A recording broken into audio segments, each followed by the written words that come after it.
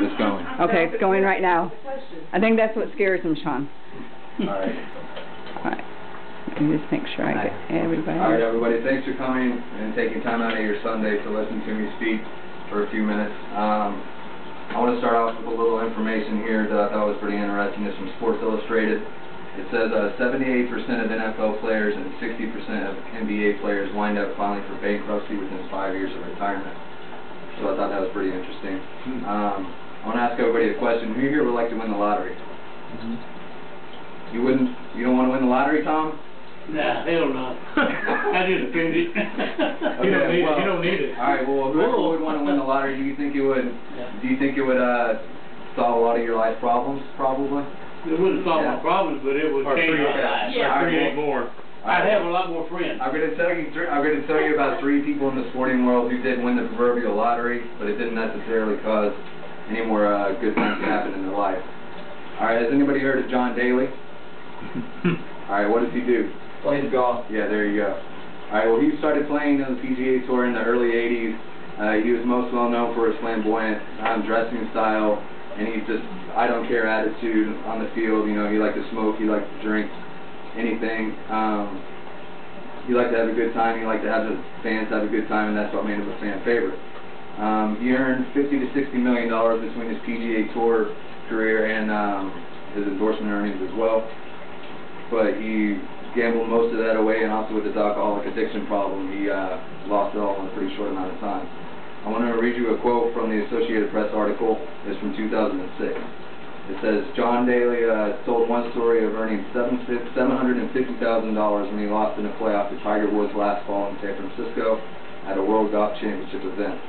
Instead of going home, he drove to Las Vegas and says that he lost $1.65 million in 5 hours playing on $5,000 slot machines. So yeah, but speaking of Tiger Woods,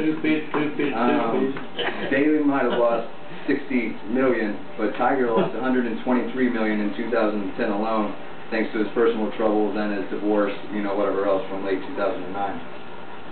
All right, the next guy I want to talk about is Lenny Dykstra. Does anybody know who that is? What do they play, James? Baseball. Yeah. All right, well, the information I'm going to be giving you is from a Business Insider article by Vince Veneziani. He was a popular baseball player for the Philadelphia Phillies in the 80s and then later for the Mets in the early 90s. He earned the nickname Nails for having a hard-ass attitude on the field and off the field. He liked to drink, much like Daly. He'd run into walls, but he was a good teammate, too, and that made him a fan favorite. He retired in '96 from the game, and he got into entrepreneurial kind of stuff. He was involved in car washes. He even got into the stock market for a few years, and he tried to open up his own all-inclusive magazine and charter investment service geared toward professional athletes.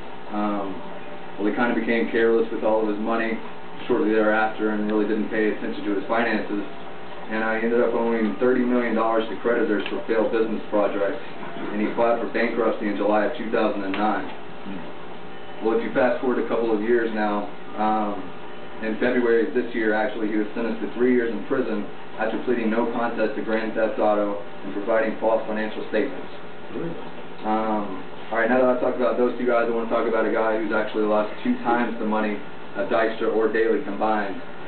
And it's not really a guy I need to introduce because I think everybody has heard of him at least.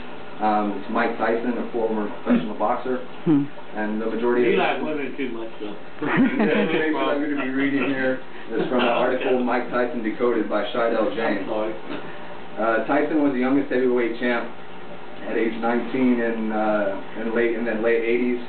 He was obviously a great boxer in the ring, but he's also a loose cannon outside of the ring. Since 1986, he's had 38 arrests ranging from DUI all the way to rape. And for the rape charge, he actually served 3 years in prison in the early 90s, which was 3 years of his boxing prime.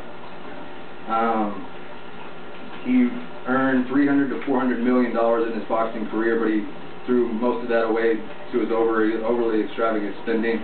But also, he put too much faith in other people with his finances. And one of the main contributing factors to the guy that he put too much faith in is Don King, his former manager. And I want to read a quote. It's concerning Don King's daughter, who was she was getting a salary out of out of Tyson's part of of his earnings is from an article by Jeffrey Gray. It says, King's daughter Debbie also earned a dubious salary of $52,000 a year plus expenses for running the Mike Tyson fan club. Well, after 3 years under King, Tyson didn't even know that he had a fan club.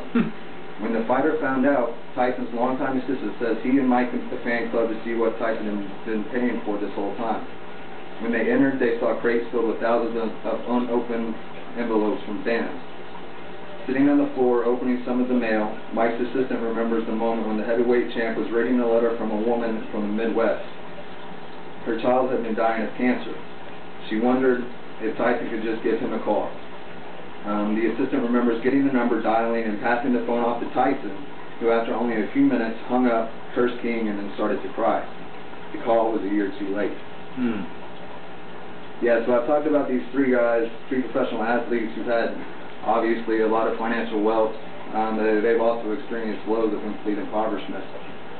I think we can all take some sort of lesson from all of these guys. You know, we may never accumulate any of the money that they did, but I think if we practice some sort of, a level of self-control, we could potentially never end up in the dark places that they did. I want to thank you for your time and have a good day.